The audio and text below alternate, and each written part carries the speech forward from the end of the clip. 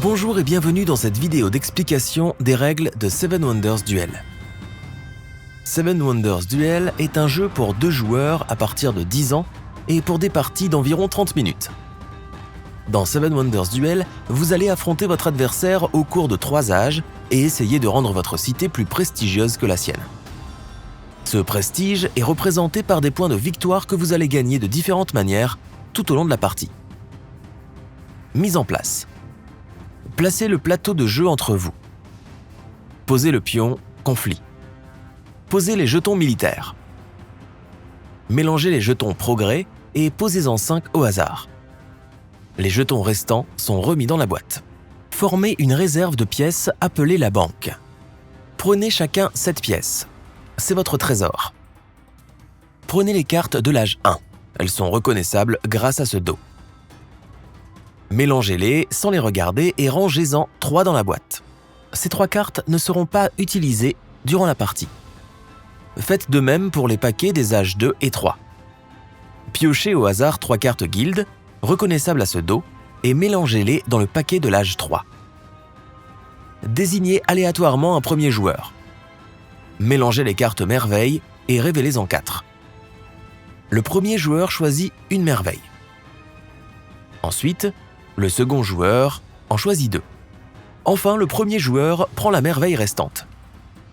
Révélez 4 nouvelles cartes merveilles et répétez la sélection en commençant cette fois-ci par le second joueur. Pour votre première partie, référez-vous aux règles pour une sélection de merveilles simplifiée. Posez ces merveilles devant vous et passez à l'installation des cartes de l'âge 1. Commencez par 2 cartes face visible, puis 3 faces cachées, 4 faces visibles, 5 faces cachées et enfin 6 faces visibles. La mise en place est maintenant terminée. Voyons maintenant en détail les différents types de cartes âge. Chacune représente un bâtiment que vous pourrez construire dans votre cité. Les cartes marron produisent des matières premières, la pierre, le bois et l'argile. Les cartes grises produisent des produits manufacturés, le verre et le papyrus. C'est grâce à ces 5 ressources que vous pourrez construire d'autres bâtiments. Ces ressources peuvent être utilisées à chaque tour comme s'il s'agissait d'une mine inépuisable, sans jamais défausser les cartes. Les cartes bleues vous rapportent des points de victoire en fin de partie. Les cartes jaunes sont liées au commerce. Elles peuvent vous rapporter des pièces, des ressources, des avantages commerciaux ou des points de victoire. Les cartes vertes font progresser la science de votre cité. Elles vous offrent des symboles scientifiques. À tout moment durant la partie, dès que vous possédez dans votre cité 2 symboles scientifiques identiques, vous pouvez alors choisir l'un des jetons progrès disponibles. Chaque jeton progrès vous apporte des avantages uniques.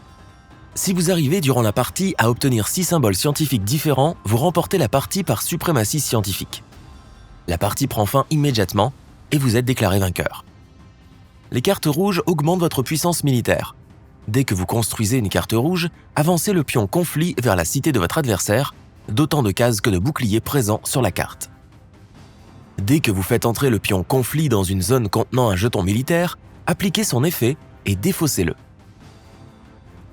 Si à un moment dans la partie vous arrivez à atteindre la cité de votre adversaire, vous remportez la partie par suprématie militaire.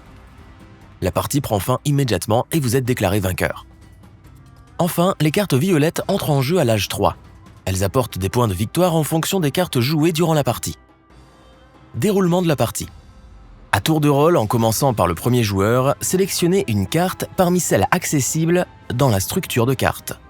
Une carte est accessible si elle n'est recouverte par aucune carte. Dans cet exemple, ces cartes sont accessibles et celles-là ne le sont pas. À la fin de votre tour, n'oubliez pas de retourner face visible les cartes devenues accessibles. Une fois votre carte sélectionnée, 3 choix s'offrent à vous. Construire cette carte dans votre cité, construire une de vos merveilles, ou enfin, défausser cette carte pour prendre des pièces à la banque. Construire un bâtiment. Chaque carte se présente de la même façon. Elle a un nom, un effet et éventuellement un coût de construction. Pour construire un bâtiment dans votre cité, vous devez payer son coût de construction. Une fois payé, posez la carte dans votre cité et bénéficiez de son effet. Si la zone de coût est vide, vous ne devez rien payer et vous n'avez besoin d'aucune ressource. Si le coût est indiqué en pièces, vous devez prendre les pièces indiquées dans votre trésor et les payer à la banque. Vous ne pouvez donc faire cette action que si vous possédez le nombre de pièces demandées. Si le coût est indiqué en ressources, vous devez les produire ou les acheter à la banque. Pour acheter une ressource à la banque, le coût est de 2 pièces plus 1 pièce par ressource identique présente sur les cartes marron ou grises de votre adversaire. Dans cet exemple, vous pourriez construire le dépôt de pierre.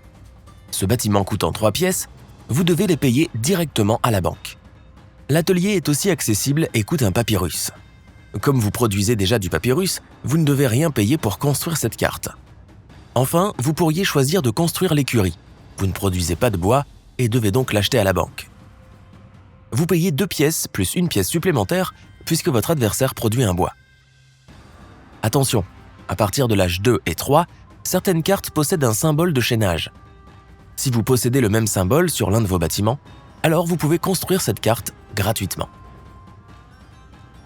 Construire une merveille. Pour construire une merveille comme pour un bâtiment, vous devez payer son coût de construction. Glissez ensuite la carte choisie face cachée sous la merveille et bénéficiez alors de son effet. Attention, il ne peut y avoir que 7 merveilles construites en jeu. Dès qu'un joueur a construit la 7e merveille, la 8e merveille est remise dans la boîte, elle ne peut plus être construite. Défausser une carte. Pour défausser une carte et gagner des pièces, déposez la carte choisie dans la défausse et prenez à la banque 2 pièces plus 1 pièce par carte jaune présente dans votre cité. Dans cet exemple, vous possédez 3 cartes jaunes. Vous récupérez donc 5 pièces lorsque vous défaussez une carte. Début d'un nouvel âge. Une fois toutes les cartes de l'âge 1 jouées, vous passez à l'âge 2. Prenez le paquet de l'âge 2 et positionnez les cartes comme ceci. Le joueur mené militairement décide qui commence le nouvel âge. Si le pion conflit est situé au centre du plateau, le dernier à avoir joué une carte décide qui commence. Les âges 2 et 3 se déroulent de la même manière que l'âge 1. Une fois l'âge 2 terminé, installez les cartes de l'âge 3 comme ceci. Fin de partie. À la fin de l'âge 3, si personne n'a remporté la partie par suprématie militaire ou scientifique, additionnez alors les points de victoire présents sur vos bâtiments bleus, verts, jaunes et violets, vos merveilles construites, les jetons progrès présents dans votre cité, vos pièces, chaque lot complet de 3 pièces vous rapportant 1 point de victoire, la piste militaire selon la position du pion conflit. Le joueur ou la joueuse ayant le plus de points de victoire remporte la partie. En cas d'égalité, celui ou celle ayant le plus de points de victoire sur ces bâtiments bleus l'emporte. Voilà, vous êtes presque prêt pour votre première partie de Seven Wonders Duel. Il vous reste à apprendre les différents effets présents sur vos bâtiments, vos merveilles et vos jetons progrès. Vous trouverez l'explication de ces effets à la fin du livret de règles. Merci d'avoir regardé cette vidéo. Il ne me reste plus qu'à vous souhaiter de bonnes parties de Seven Wonders Duel.